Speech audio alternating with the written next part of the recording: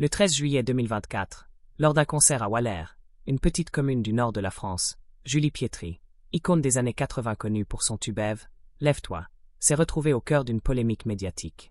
Accusée d'avoir insulté son public et quitté la scène dans un élan de colère, elle a été qualifiée d'irrespectueuse, sa prestation jugée désastreuse. Mais derrière cette soirée controversée se cache une histoire bien plus profonde.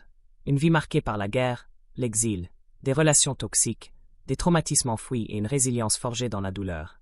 À 70 ans, Julie Pietri n'est pas seulement une voix emblématique. Elle est une survivante qui a transformé ses blessures en art, luttant pour se reconstruire tout en affrontant les attentes d'un public et d'une industrie impitoyable. Voici l'autre version de son histoire, celle d'une femme dont le silence a longtemps caché une vérité complexe, révélée au fil d'une carrière ponctuée de triomphes et de tourments. Une enfance dans l'ombre de la guerre. Née en 1955 à Alger, Julie Pietri vient au monde dans un climat de chaos, au cœur de la guerre d'indépendance de l'Algérie. Les explosions, les coups de feu et la peur sont le décor de ses premières années. Je suis née en guerre, confie-t-elle à France Info en 2019. Son père, Xavier Pietri, piège leur appartement pour protéger la famille des intrusions du FLN ou de l'armée française, instillant une vigilance extrême. Julie grandit entourée de corps recouverts de draps dans les rues, de vitres brisées par les bombes, de détonations incessantes. J'ai vu des cadavres cachés sous des couvertures, se souvient-elle, décrivant un quotidien où la mort était omniprésente. En 1962, l'indépendance de l'Algérie force la famille, comme des centaines de milliers de pieds noirs, à fuir. À 7 ans, Julie laisse derrière elle sa maison et son identité. Installée à Petit-Quevilly près de Rouen, elle devient la cible de brimades xénophobes à l'école. Perçue comme un vestige du colonialisme, elle est rejetée, parfois violemment. Les filles m'attendaient après l'école pour me tabasser, raconte-t-elle. Elle ne voulait pas de moi. À 12 ans, elle apprend à se battre physiquement pour survivre, développant une carapace défensive. L'exil laisse une blessure ouverte. Il y avait beaucoup de larmes et de dépression chez nous, confie-t-elle à France Dimanche. Son père, profondément affecté, accepte un poste au Maroc, et la famille déménage à Casablanca pour 4 ans avant de s'installer définitivement au PEC, près de Saint-Germain-en-Laye. Dans ce foyer marqué par la perte, l'amour est rare. Les parents de Julie, absorbés par leur propre lutte, offrent peu de tendresse. La tendresse à la maison était rare, admet-elle. Ce vide émotionnel, combiné à la violence de la guerre et du harcèlement scolaire, forge un sentiment d'insécurité et de solitude qui la suit à l'âge adulte. Il lui faudra 13 ans de psychanalyse pour dormir sans cauchemar, pour apprivoiser les traumatismes de l'enfant déraciné. Cette thérapie n'était pas un luxe, c'était une bouée de sauvetage, déclare-t-elle, soulignant son combat pour retrouver une paix fondamentale, le sommeil. Dans les années 1980, Julie Pietri devient une star avec des tubes comme Ève, Lève-toi, 1986, une ode à l'émancipation féminine. Son image publique, glamour, confiante, cache une vie privée tourmentée. Au début des années 1990, au sommet de sa gloire, elle tombe amoureuse d'un homme qu'elle décrit comme l'amour de sa vie. Leur relation, mêlant amour et collaboration professionnelle, semble idéale. Mais elle vire rapidement au cauchemar. Pendant longtemps, cela ressemblait à l'amour, confie-t-elle à Ici Paris.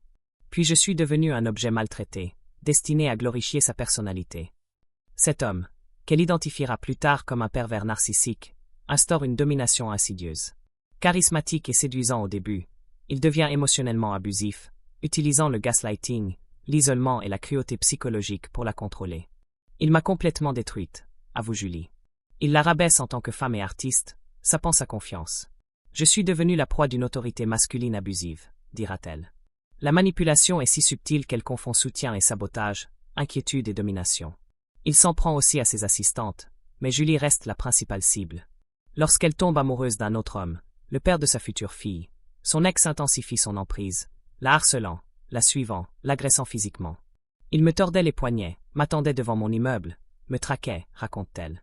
La découverte de sa grossesse en 1991, un miracle malgré son endométriose, aurait dû être une joie.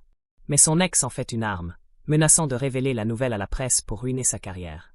Accablée, Julie tente de se suicider en juillet 1991, avalant une forte dose de somnifère. Retrouvée à temps par le père de son enfant, elle subit un lavage gastrique et passe 48 heures dans le coma. Même à l'hôpital, son ex continue son harcèlement, lui lançant « Ton gosse va être magnifique avec tous les cachets que tu as pris ».